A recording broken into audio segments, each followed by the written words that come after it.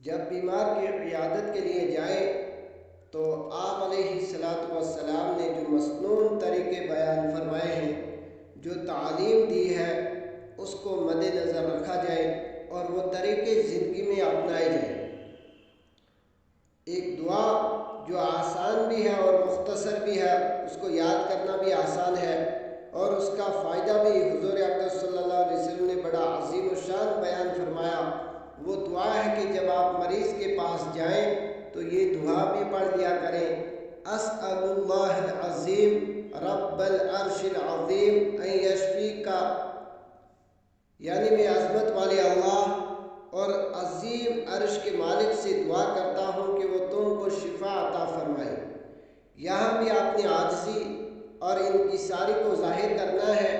اپنی عبدیت کو ظاہر کرنا ہے، اپنے محتاج ہونے کو ظاہر کرنا ہے اور عظیم الشان اللہ کے یہاں دعا کرنی ہے کہ اے اللہ، آپ ہی شفا دینے والے ہیں اور آپ مختار کل ہیں، آپ جو چاہیں جیسا چاہیں کر سکتے ہیں۔ حضور اقدس صلی اللہ علیہ وسلم نے ارشاد فرمایا کہ جو مسلمان بندہ دوسرے مسلمان بھائی کی عیادت کے وقت 7 مرتبہ یہ دعا کرے تو اگر اس بیمار کی موت کا وقت نہیں آیا ہوگا تو پھر اس دعا کی برکت سے اللہ تعالیٰ اس کو صحت عطا فرما دیں گے۔ ہاں،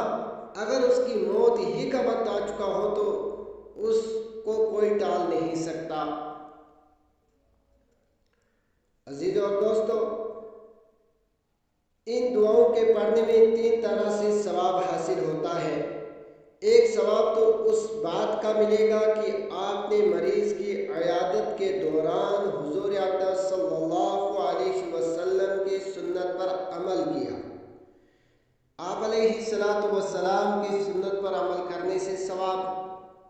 اور وہ الفاظ کہے جو عیادت کے وقت حضور اقدس صلی اللہ علیہ وسلم کہا کرتے تھے۔ دوسرا، ایک مسلمان بھائی کے ساتھ ہمدردی کرنے کا ثواب۔ ایک ثواب نبی اکرم صلی اللہ علیہ وسلم کے طریقے کو زندہ کرنے کا، دوسرا ثواب اپنے مسلمان بھائی کی ہمدردی کے لیے آپ گئے اس کا ثواب، تیسرا اس کے حق میں دعا کرنے کا ثواب، اس لیے کہ دوسرے مسلمان بھائی کے لیے دعا کرنا باعث اجر و ثواب ہے۔ 3 ثواب آپ کو اس وقت مل رہے ہیں۔ ایک، نبی اکرم صلی اللہ علیہ وسلم کے طریقے کو زندہ کرنے کا، دوسرے مسلمان بھائی کے ہمدردی کا، تیسرا مسلمان بھائی کے لیے دعا کرنے کا۔ تو اس چھوٹے سے عمل کے اندر 3 ثواب جمع ہو گئے۔ مریض کی عیادت تو ہم سب کرتے ہی ہیں، لیکن عیادت کے وقت ذرا زاویہ نگاہ بدل لو، اپنی سوچ بدل لو، اتباع سنت کی نیت کر لو، اللہ تعالیٰ کو راضی کرنے کی نیت کر لو، عبادت کے جو آداب ہیں اس پر عمل کر لو۔ یہی مختصر وقت کے لیے عیادت کرو اور عیادت کے وقت حضور صلی اللہ علیہ وسلم کی بتلائی ہوئی دعائیں پڑھ لو، مان لو، پھر انشاءاللہ عیادت کا یہ معمولی سا عمل عظیم عبادت بن جائے گا۔ اللہ تعالیٰ ہم سب سے راضی بھی ہو جائیں گے۔ میرے عزیزوں اور دوستو، آج کل ایک رسم چلی ہے اور اس رسم کو بھی ختم کرنا چاہیے۔ ان رسومات کی وجہ سے بہت بڑا نقصان ہوتا ہے۔ جب آپ مریض کی عیادت کے لیے جاتے ہو تو مریض کی عیادت کے موقع پر ایک اور رسم، اور وہ کیا ہے کہ بعض لوگ ہدیے لے کر جاتے ہیں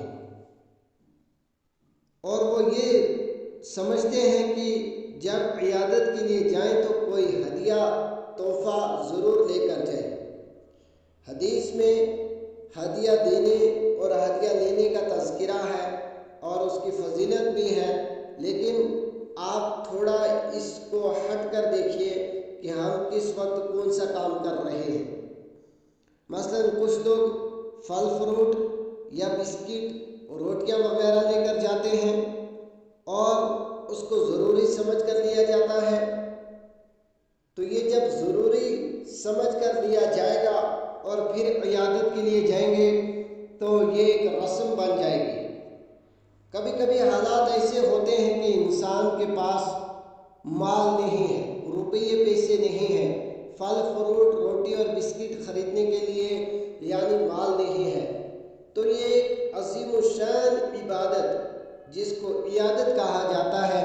اس وجہ سے رک جاتا ہے کہ جب میں نے بیمار کی عیادت کرنی ہے تو کچھ نہ کچھ ساتھ لے کر جاؤں،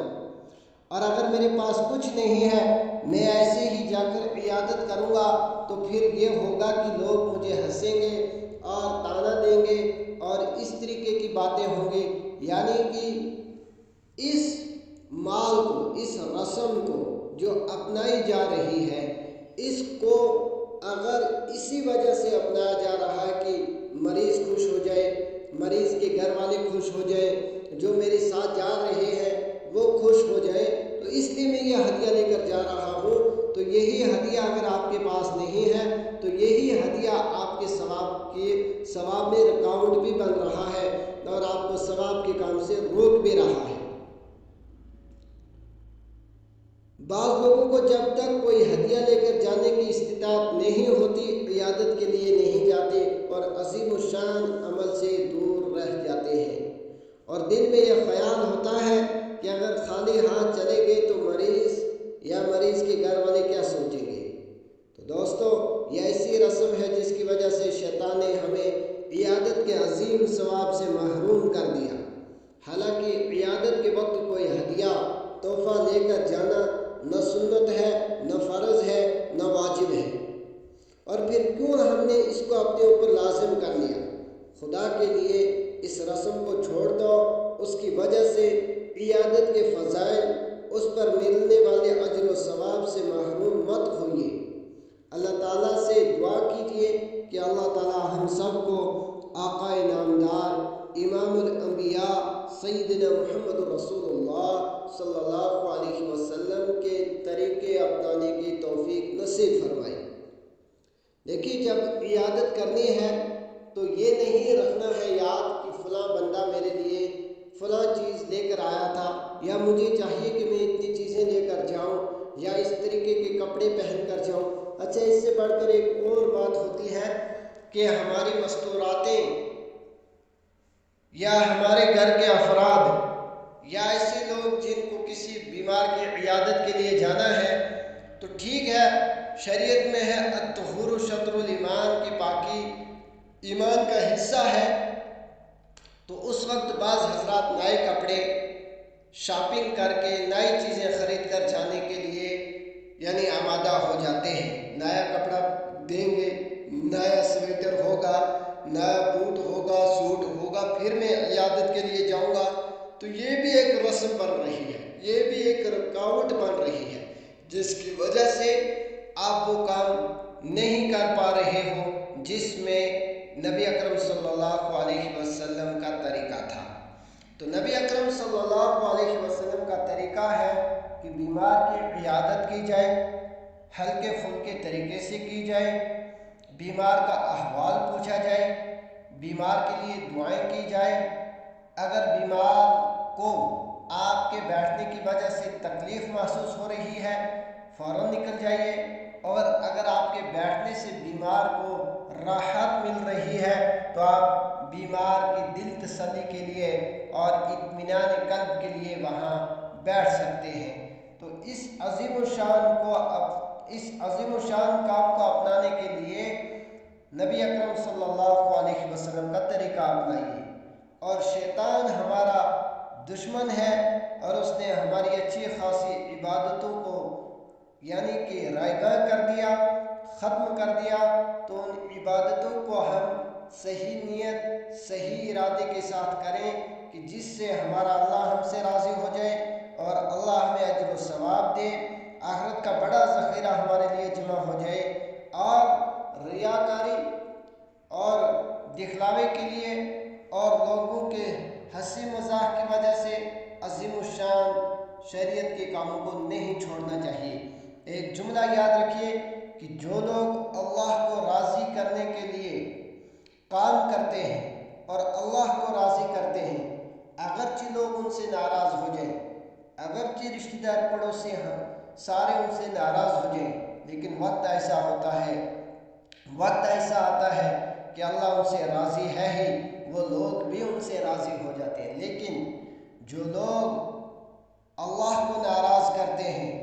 اور رشتہ داروں کو، پڑوسیوں کو، یاروں اور دوستوں کو اور ان تمام لوگوں کو راضی کرنے کے لیے کام کرتے ہیں، تو حالات ایسے آتے ہیں،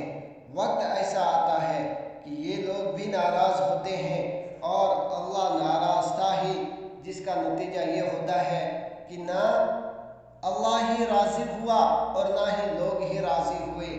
تو اس لیے ہم نے تمام کام اللہ اور اللہ کے رسول صلی اللہ علیہ وسلم کی اتباع میں کرنے ہیں، اور آپ صلی اللہ علیہ وسلم کے بتائے ہوئے طریقوں میں کرنے ہیں، آپ کی اتباع کرنی ہے اور اپنے شوق کو پورا نہیں کرنا ہے۔ میں اکثر یہ بات کہتا ہوں کہ اپنا شوق پورا کرنا اس کا نام دین نہیں ہے، بلکہ دین نام ہے اللہ اور اس کے رسول صلی اللہ علیہ وسلم کی اتباع کرنا اور ان کاموں پر جم جانا۔